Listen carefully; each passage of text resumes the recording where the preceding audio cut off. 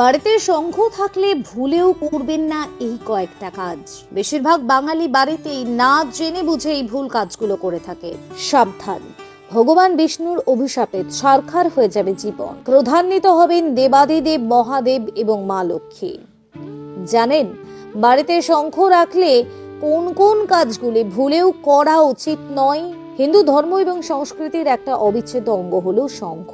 প্রাচীনকাল থেকে অর্চনা থেকে শুরু করে যে কোনো মঙ্গল অনুষ্ঠান শঙ্খের উপযোগিতা অসীম। শঙ্খ একটা প্রাকৃতিক উপাদান, প্রকৃতি এই জিনিসটি আমাদের দিয়েছে। শাস্ত্র মতে পূজা করার আগে এবং পরে শঙ্খ বাজানো হলে এর থেকে এক ধরনের শব্দ তরঙ্গ নিঃসৃত হয়, যা গৃহ থেকে অশুভ শক্তি দূর করতে সাহায্য করে। বাড়িতে প্রতিদিন শঙ্খ বাজালে কুদৃষ্টি আর কালো জাদুর প্রভাব কেটে যায়, জীবন সুখ শান্তি আনন্দে ভরে ওঠে। বিভিন্ন হিন্দু পুরাণ এবং শাস্ত্র থেকে জানা যায় সমুদ্র মন্থনের সময় সমুদ্র থেকে উঠে এসেছিল শঙ্খ। পরবর্তীতে তা স্থান পেয়েছিল বিষ্ণুর হাতে। বিশ্বাস করা হয় চন্দ্র, সূর্য এবং বরুণ দেব শঙ্খের নিচে অবস্থান করেন। শঙ্খের মধ্যভাগে থাকেন প্রজাপতি, আর বাকি অংশে অবস্থান করেন মা গঙ্গা ও সরস্বতী। কথিত আছে বাড়িতে শঙ্খ রাখলে এই সকল দেবদেবীর আশীর্বাদ পাওয়া যায়। শুধুমাত্র হিন্দু ধর্মে নয়, বৌদ্ধ ধর্মেও রয়েছে এই শঙ্খের ব্যবহার। বৈদিক মতে সাধারণত দুই ধরনের শঙ্খ পাওয়া যায়। এর মধ্যে একটি বাজানোর কাজে ব্যবহার করা হয়, অপরটি ব্যবহার করা হয় পূজার কাজে। বলা হয় নিয়মিত শঙ্খ বাজালে যেমন বাড়ির পরিবেশ শুদ্ধ হয়, ঠিক তেমন ভাবে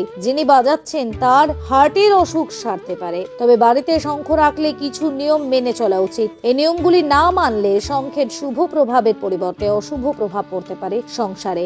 চলুন জেনে নিই বাড়িতে শঙ্খ রাখলে কোন কোন নিয়ম মেনে চলা উচিত।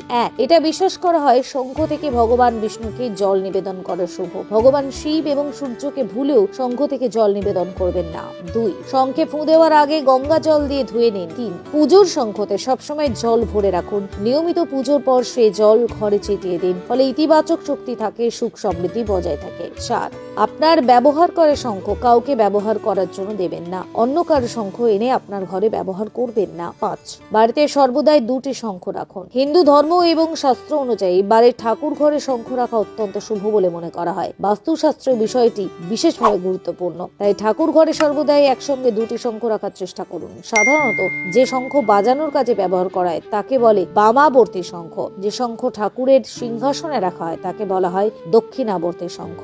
6, ভুলেও কখনো মেঝের ওপর রাখবেন না। যেহেতু ভগবান শ্রী বিষ্ণু দেবের সাথে শঙ্খ সম্পর্কিত, তাই কখনো এটি মেঝের ওপর রাখবেন না। শঙ্খ রাখার জন্য আপনারা বাজার থেকে কিনে নিয়ে আসা স্ট্যান্ড ব্যবহার করুন। 7, ঠাকুর ঘরের দরজা খোলার আগে শঙ্খ বাজাতে হবে। এমনটা বিশ্বাস করা হয় প্রতিদিন সকালে স্নান সেরে নিত্য পূজা শুরু করার আগে শঙ্খ বাজানো একান্ত প্রয়োজন। কারণ শঙ্খ না বাজিয়ে ঠাকুর ঘরের দরজা খুললে নাকি দেবতাদের আশীর্বাদ থেকে বঞ্চিত হতে হয়, সেই সঙ্গে গৃহস্থের অন্দরে খারাপ শক্তি প্রবেশ ঘটার আশঙ্কা থাকে। তাই এই বিষয়টি মাথায় রাখতে ভুলবেন না। প্রসঙ্গত বরাহ পুরাণের এই নিয়মটির উল্লেখ পাওয়া গিয়েছে, তাই এবার থেকে ঠাকুর ঘরের দরজা খোলার আগে কম করে 3 বার শঙ্খ বাজিয়ে নিন।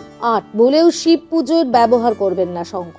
এবং অন্যান্য দেবদেবীদের শঙ্খ দিয়ে জল দেওয়া হলেও শিব পুজোয় শঙ্খের ব্যবহার নিষিদ্ধ।